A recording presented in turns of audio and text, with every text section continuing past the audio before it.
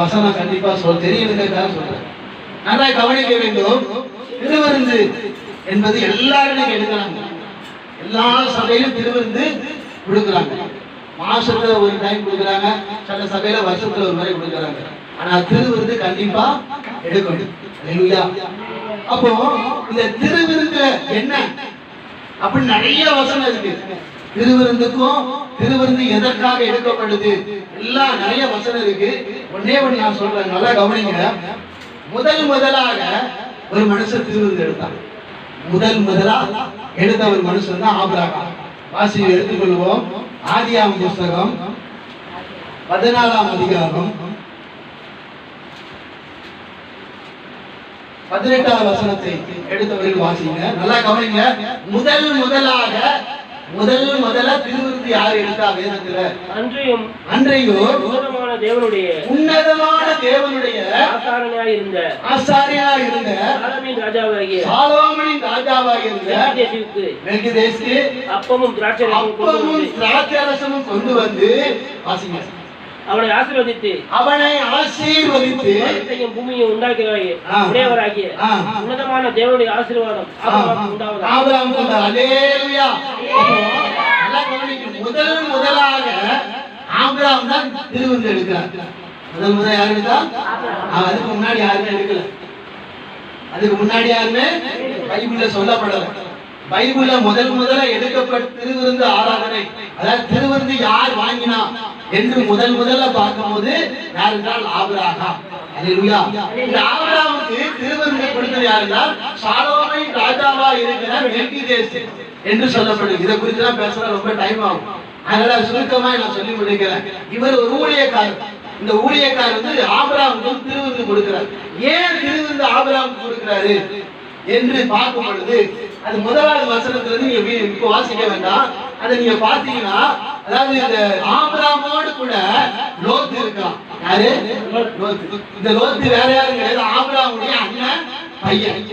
இந்த ஆபிரகாமுடைய அண்ணன் பையனா இருக்கிற அந்த லோத்து யார் கூட இருந்தா? ஆபிரகாமோடு கூட இருந்தான். அதாவது தன்னுடைய தேசத்தையும் தகப்பன் விட்டு எல்லாத்தையும் விட்டுட்டு வரும்போது லோத்துவ நினைச்சான் கூட வரான். அப்படி கூட வரும் பொழுது ஆபிரகாமை கர்த்தர் ஆசீர்வதித்தார். அந்த ஆபிரகாம் ஆசீர்வாதத்தின் நிமித்தமாக லோத்துவும் ஆசீர்வதிக்கப்பட்டான். ஆசீர்வதிக்கப்பட்டு கொஞ்ச நாள் ஆச்சு. கொஞ்ச நாள் ஆனவன் என்ன வந்துச்சுன்னா, அவனுடைய மந்த மேய்ப்பருக்கும் இவனுடைய மந்த மேய்ப்பு என்ன வந்துச்சுன்னா சண்டை வந்துருச்சு. வாக்குவாதம் உண்டாகி சண்டை வந்து என்ன செஞ்சுட்டானா, தன்னுடைய ஆபிரகாம் இடத்துல வந்து நான் என்ன செய்யறேன், நான் பிரிந்து போகிறேன், என்ன செய்யறேன், நான் உங்களை விட்டு போறேன் அப்படின்னு சொல்லி அவன் தன்னுடைய சொத்தை எல்லாம் வாங்கிக்கிட்டு அவன் ஒரு தேசத்துக்கு போயிட்டான். போய் என்ன நடந்துச்சுன்னா, அவன் போயிருக்கிற அந்த தேசத்துல இன்னொரு 4 ராஜா கிடைச்சிட்டாங்கன்னா இவனை சிறைப்பிடித்து கொண்டு விட்டார்கள். என்ன பிடிச்சாங்க? சிறைப்பிடி. யாரா? லோத்துவையும் அவனுக்கு உண்டான எல்லா ஆடு மாடு பொருட்கள் எல்லாம் வச்சு சிறைப்பிடித்து, நான் சுருக்கமா தான் சொல்றேன், உங்களுக்கு புரியுதுக்காக சொல்றேன், விளக்கமா பேச டைம் இல்லை. அப்போ எல்லா ஆடு மாடையும் பெருசா இன்னொரு தேசத்துக்காரன் லோத்து எடுத்து பிடிச்சிட்டு போயிட்டாங்க. லோத்துவை பிடிச்சிட்டு போனத இந்த ஆபிரகாம் கேள்விப்படுறான். யாரு கேள்விப்படுறா? ஆபிரகாம். இந்த ஆபிரகாம் கேள்விப்பட்ட உடனே இவனுக்கு இருக்கிற கொஞ்சம் ஆட்களை கூட்டி கொண்டு போய் நேரா அடிச்சுடான்.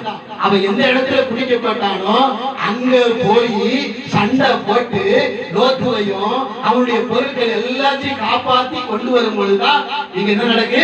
திருவிருந்து ஆராதனை நடக்கு. அல்லேலூயா.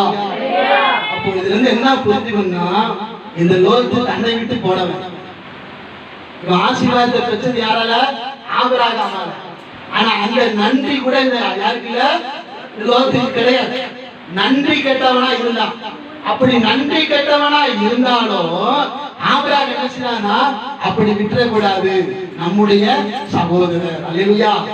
அதாவது முந்தின அதிகாரத்துல பாருங்க, அதாவது 13ஆம் அதிகாரத்துல 9வது வசனம் சொல்லுகிறது, ஆபிரகாம் லோத்துவை நோக்கி, எனக்கும் உனக்கும் என் மேய்ப்பருக்கும் உன் மேய்ப்பருக்கும் வாக்குவாதம் வேண்டாம், நாம் சகோதரர். நாம் யாரு? சகோதரர். லோத்துவை பார்த்து சொல்றான், நாம் யாரு? சகோதரர். அப்ப சகோதரனுக்கு ஒரு ஆபத்து வந்த உடனே ஆபிரகாம் என்ன செய்யற? சகோதரனை விட்டு கொடுக்கல.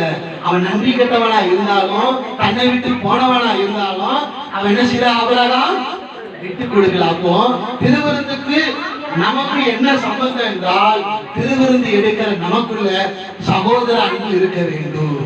ஆண்டவர் திருவிருந்து எதுக்கு கொண்டு வந்தாருன்னா சகோதர அன்புக்கு தான். எதுக்கு? சகோதர அன்பு. இந்த சகோதர அன்பை ஆபிரகாம் காலத்திலே ஆபிரகாம் சகோதர அன்புள்ளவனாய் காணப்பட்டான். ஆனா இன்றைக்கு நாம் கிறிஸ்துவை ஏற்றுக்கொண்டு இருக்கிற நாம் சகோதர நம்ம திருவிருந்து மாசம் மாசம் எடுக்கிறாங்க. எடுக்கிறது தவறு இல்லை. ஆனா சகோதர அன்பு நமக்குள்ள இருக்கா? இதுதான் காரியம். ஆபிரகாமுக்குள்ள இருந்துச்சு. ஆபிரகாம் இருந்ததுனால கொடுத்தார். ஆனா இன்னைக்கு சகோதர அன்பு இன்னைக்கு பார்க்க முடியல. ஆனாலும் திருவிருந்து பெறுவது தப்பு கிடையாது. ஆனா அது திருவிருந்து பெற்ற பிறவாது என்ன செய்யணும்? சகோதர அன்பு வேணுமா வேண்டாமா? சகோதரனா யாரு? சகோதரன் கூட பிறந்தவங்களா? கூட பிறந்தவங்க இருக்காங்க, நான் இல்லைன்னு சொல்லல. அது நம்முடைய ஒரே தாய் தகப்பன்ற பிறந்தவங்க. ஆனா கிறிஸ்தவர்களா இருக்கிற நமக்கு இந்த வேத புஸ்தகத்தை தூக்கி சுமக்கிற இயேசு கிறிஸ்துவை விசுவாசிக்கிற நமக்கு சகோதரன் சகோதரி யார் என்றால், நம்ம சபை ஆண்டவருடைய இயேசு கிறிஸ்து நாமத்தினால ஞானஸ்நானம் எடுத்திருக்கிற நாம் எல்லாருமே சகோதரன் சகோதரி. எப்படி நம்முடைய குடும்பத்தில் இருக்கிற அக்கானா ஒரு துடிப்பு வருது, ஒரு அண்ணனா ஒரு துடிப்பு வருதா, அதே துடிப்பு நம்ம சபையில இருக்கிற ஜனங்களிடத்திலையும் அனுப்பிச்சோம். அந்த துடிப்பு வரணும். அதான் சகோதர அன்பு. அவங்க நன்றி கேட்டவங்களா கூட புரிதாங்க, நன்றி கேட்டவங்களா இருந்தாலும் அந்த துடிப்பு நமக்கு இருக்கணும். புரியுதா நான் சொல்றது? அவங்க தன்னை விட்டு திரும்பி போனவங்களா இருந்தாலும் அந்த துடிப்பு நமக்கு வேணும். அல்லேலூயா. ஒரு வசனத்தை வாசிப்போம். யோவான் 1 யோவான். இந்த சகோதர அன்பு அவ்வளவு முக்கியத்துவம் கொடுத்தது. இந்த சகோதர அன்பு இன்னைக்கு எங்கேயுமே பார்க்க முடியவில்லை. சகோதர அன்புனா என்ன அப்படின்னு கேள்வி கேட்கிற நம்பிக்கை ஆகி போச்சு. வாசிப்போம். 1 யோவான்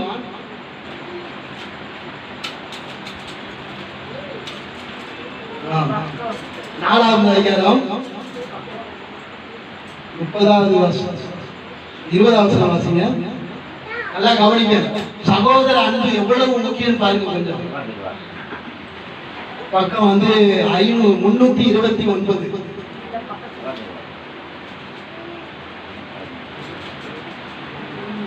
329 4ஆம் அதிகாரம் அதுல 20வது வசனத்தை வாசிங்க.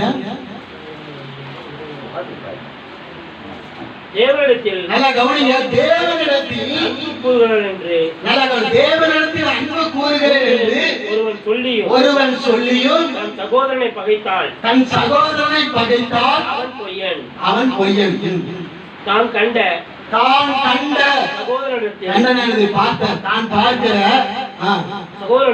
சகோதரனிடத்தில் அன்பு கூறாவிட்டால் கூறில் இருக்கிறவனே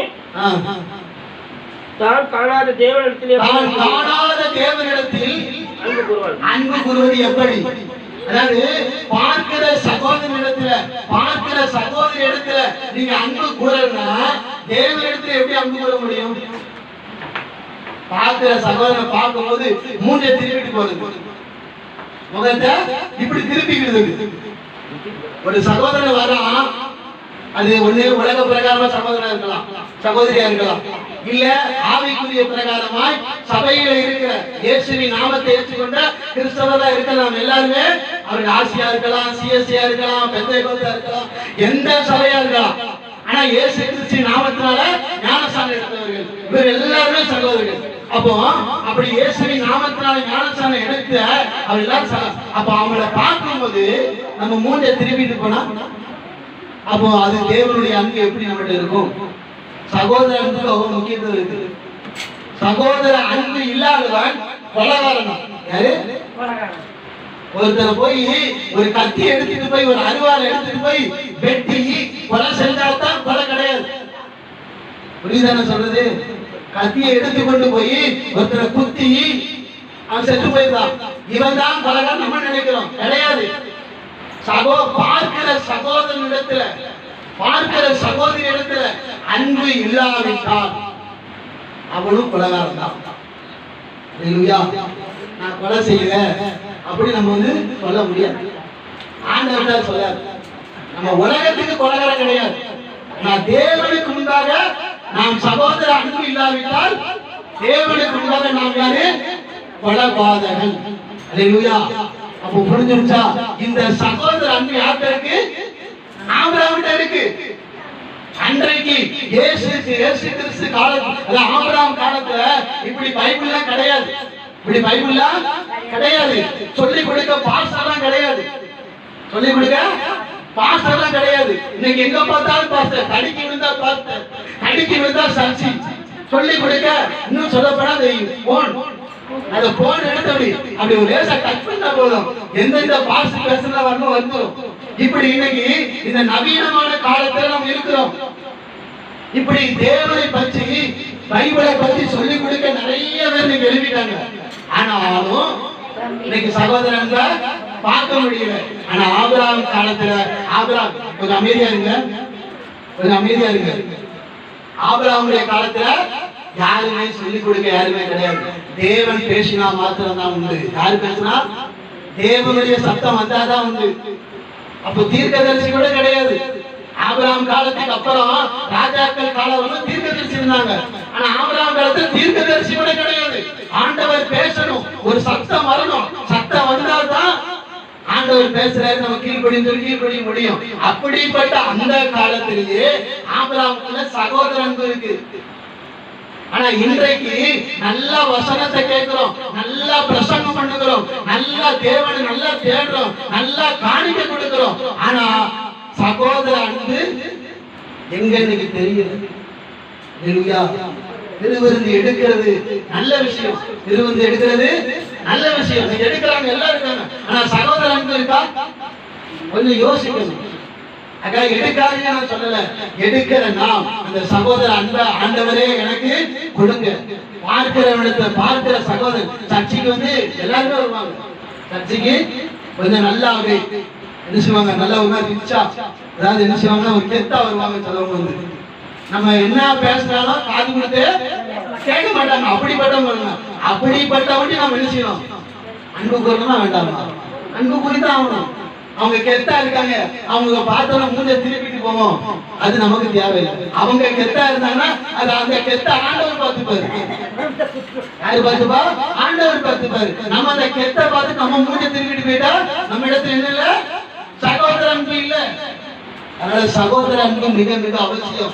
இந்த சகோதர அன்பு கண்டிப்பா திருவிருந்து எடுக்கிற நமக்கு மிக மிக அவசியமா இருக்கிறது. அல்லேலூயா. இந்த 1 யோவான நீங்க வீட்டுல போய் நல்லா வாசிச்சு பாருங்க. இந்த யோவான் முழுவதும் சகோதர அன்பை பத்தி தான் பேசுறீங்க. சகோதர அன்புக்கு அவ்வளவு முக்கியத்துவம் கொடுக்கிறார் ஆண்டவர். அல்லேலூயா. சகோதர சிநேகம் நமக்கு வேணும், சகோதர அன்பு நமக்கு இருக்கணும். ஏனென்றால் இயேசு கிறிஸ்து ரத்தம் எங்க இருக்கு? இயேசு கிறிஸ்து ரத்தம் எங்க இருக்கு? நம்ம கூட தானே இருக்கு, இல்லையா? அவர் ரத்தத்தை சிந்தி ஜீவனையே கொடுத்து விட்டார். அவர் ரத்தம் முழுவதும் நமக்காக கொடுத்தார். இன்றைக்கு நம்மிடத்திலே ஓடுகிற ரத்தம், உண்மையான ஒரு கிறிஸ்தவனுக்குள்ளே ஓடுகிற ரத்தம் யார் ரத்தம்? இயேசு கிறிஸ்துவின் ரத்தம். அந்த ரத்தம் நமக்குள்ள இருக்கிறதுனால நமக்குள்ளே சகோதர அன்பு கண்டிப்பா வெளிப்படணும். அப்படி வெளிப்பட்டுச்சுன்னா தேவனிடத்தில் அன்பு கூறுவதற்கு அர்த்தம் இல்லையா? வெளிப்படலையா? நம்ம தேவனிடத்துல அன்பு இல்லை. புரிஞ்சுச்சா? தேவனிடத்துல அன்பு இருக்கா இல்லையான்னு எப்படி செக் பண்றது? நம்ம சகோதரனிடத்துல அன்பு கூறியாச்சுன்னா நமக்கு என்ன இருக்கு? தேவனிடத்துல அன்பு இருக்குன்னு அர்த்தம். அல்லேலூயா. அதனால சகோதர அன்பு ரொம்ப ரொம்ப முக்கியமா இருக்கிறது. அதனால சகோதர அன்பை தான் இந்த ஆபிரகாம் முக்கியத்துவம் படுத்தி அந்த சகோதர அன்பை வெளிப்படுத்துற உடனே நினைச்சுதான் சாலோமின் ராஜாவா இருக்கிற மெல்கிதேஷ் நினைச்சுதார் வந்து அப்பமும் திராட்சரசத்தை கொடுத்த அவருக்கு அவர் என்ன செஞ்சாரு? அந்த ஆபிரகாம் அப்பத்தையும் தண்ணீரையும் வாங்கிட்டு, அப்பத்தையும் திராட்சரசத்தையும் வாங்கிட்டு ஆபிரகாம் அந்த சாலோமன் ராஜாக்கு என்ன தெரியுமா கொடுத்தாரு? தசமபாகம் கொடுத்தார். அதுக்கப்புறம் அது கீழே உள்ள வசனத்தை வாசிச்சு பாருங்க. தசமபாகம் முதலா தசமபாகம் கொடுத்ததும் யாரு? ஆபிரகாம் தான். அல்லேலூயா. தசமபாகம் நியாயப்பிரமாண காலத்துலதான் எழுதப்பட்டுச்சு. ஆனா நியாயபரமான காலத்துக்கு முன்னாடியே ஆபிரகாம் தசமபாகம் கொடுத்தாரு. அவர் யாருமே சொல்லி கொடுக்கல, நியாயபரமானத்தை கற்றுக் கொடுக்கல. வாசிக்கிறது, உன் சத்துருக்களை கையில் ஒப்பு கொடுத்து உன்னதமான தேவனுக்கு ஸ்தோத்திரம் என்று சொன்னார். இவருக்கு ஆபிரகாம் எல்லாவற்றிலும் தசமபாகம் கொடுத்தார். ஆபிரகாமுக்கு யாருமே சொல்லி கொடுக்கல. நியாயபரமான காலத்துக்கு அப்புறம் தான் தசமபாகம்னா என்னன்னு நமக்கு தெரியும். மோசே காலத்துலதான் தசமபாகத்தை பத்தி தெரியும். ஆனா மோசே காலத்துக்கு முன்னாடி மனசாட்சி காலம் தான் ஆபிரகாம் காலம். அந்த மனசாட்சி காலத்திலேயே ஆபிரகாம் தசமபாகத்தை எல்லாவற்றையும் தசமபாகம் கொடுத்தாங்க. எவ்வளவு பாரு, எவ்வளவு ஞானம் ஆபிரகாமுக்கு. சகோதர அன்பு ஒண்ணு வேணும், தசமபாகம் ஒண்ணு கொடுக்கணும் அப்படிங்கிற ஞானம் ஆபிரகாமுக்குள்ள இருந்துச்சு. அதனாலதான் அப்பவும் திராட்சரசத்தையும் ஆபிரகாமுக்கு வணங்கி கொடுக்குறாங்க. அதனால தேவ பிள்ளைகளா இருக்கிற நம்ம தசமபாகம் கொடு, அதை விட்டுருவோம், தசமபாகத்தை பத்தி விட்டுருவோம். ஆனா சகோதர அன்பு நம்மகிட்ட இருக்கா? யோசித்து சபைக்கு எத்தனையோ வராங்க, நல்லவங்களும் வருவாங்க, கெட்டவங்களும் வருவாங்க, மேல் ஜாதியும் வருவார்கள், கீழ் ஜாதியும் வருவார்கள், படித்தவர்களும் வருவார்கள், படிக்காதவர்களும் வருவார்கள், பிச்சைக்காரனும் வருவான், பணக்காரனும் வருவான். யாரு வந்தாலும் சரி பார்க்கிற சகோதரன் பார்க்கிறவர்கள் நினைச்சு அன்பு கூட வேண்டும். பார்த்த உடனே அவங்ககிட்ட அம்மா சோத்திரம், ஐயா சோத்திரம், தண்ணி சாப்பிடுங்க, இல்ல சாப்பாடு சாப்பிடுங்க, அன்பா கொடுக்கிறோமா இல்லையோ, ஆனா அன்பா பேசுங்க. கொடுக்கிறோமா இல்லையோ, அவன் முன்ன தூக்கி போயிட்டு போறான், அது நமக்கு தேவையில்லை. ஆனா நாம் அன்பாய் பேசுவோம், அன்பாய் நடந்து கொள்வோம். இந்த அன்பை தான் நாம் நினைக்கிறோம் பெற்றுக்கொள்ளும். இந்த அன்பு தான் முக்கியமானது. இந்த அன்பு தான் திருவிருந்துக்கு அர்த்தம். திருவிருந்துக்கும் இந்த அன்புக்கும் ரெண்டுக்கும் சம்பந்தம் இருக்கு. இந்த அன்பு இல்லாவிட்டால் திருவிருந்து இன்னைக்கு திருவிருந்து எடுத்தா நித்திய ஜீவன், திருவிருந்து எடுத்தா நித்திய ஜீவன், இது எல்லாருக்கும் தெரிஞ்ச சத்தியம். அதனாலதான் திருவிருந்து எடுக்க ஓடியாராங்க எல்லாரும். இன்னைக்கு திருவிருந்து ஆறான்னு சொல்லியாச்சுன்னா நம்ம சபையை தான் சொல்ல, பொதுவா மாசத்துல ஒரு நாள் எல்லா சபையும் வைப்பாங்க. அந்த மாசத்துல திருவிருந்து அன்னைக்கு வராதவங்க கூட நினைச்சுவாங்க திருவிருந்து அன்னைக்கு போவாங்க. ஏன் தெரியுமா? திருவிருந்து எடுத்தா நித்திய ஜீவனுக்கு போயிடலாம். சகோதர அன்பு இல்லைன்னா அந்த திருவிருந்தே வேஸ்ட். அதனால தேவனுடைய ரத்தம் நமக்குள்ள இருக்கிறது. தேவனுடைய ரத்தமா இருக்கிற அந்த அப்பத்தையும் ரசத்தையும் நாம் பானம் பண்ணுகிற நாம், திருவிருந்து எடுக்கிற நாம், நமக்குள்ள என்ன இருக்கணும்?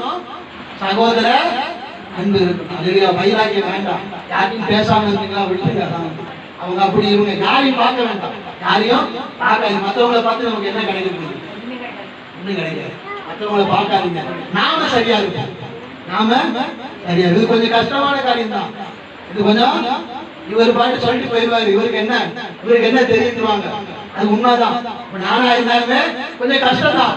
ஆனால் இந்த கஷ்டத்தை தேவனுடைய கிருபையால் இந்த கஷ்டத்தை நாம் சகித்துக் கொண்டால் நித்திய ஜீவனை நாம் நினைச்சுவோம் பெற்றுக் கொள்ளுவோம். அல்லேலூயா. அப்ப திருவிருந்துனா சகோதர அன்பு நமக்குள்ள இருக்கு. அதுக்கு தான் திருவிருந்தாராங்க. அதனால கண்டிப்பா சகோதர அன்பு, ஆண்டவரே எனக்கு சகோதர அன்பை எனக்கு கொடுங்கப்பா. நான் யாரா இருந்தாலும் நினைச்சு நான் அன்பா பேச எனக்கு கோபம் வருது, எரிச்சல் உள்ள வருது. ஆனாலும் எடுத்து போடுங்க. ஆண்டவரால முடியும், ஆண்டவரால முடியும். அல்லேலூயா. அதனால சகோதர அன்பு நமக்கு மிக அவசியமா இருக்கு. எல்லாரும் கண்ண மூடி ஆண்டவரிடத்தில் ஒப்பு கொடுங்க. நாம் திருவிருந்துக்கு நேராக கடந்து போகிறோம். அதனால எல்லாருமே கண்ண மூடி சகோதர அன்பை கேளுங்க. ஆண்டவரே சகோதர அன்பை எனக்கு கொடுங்கப்பா. எல்லாரும் வாயை திறந்து கேளுங்க. இது வரைக்கும் நம்ம செஞ்சு நாம் ஒருவேளை செஞ்சு நான் கூட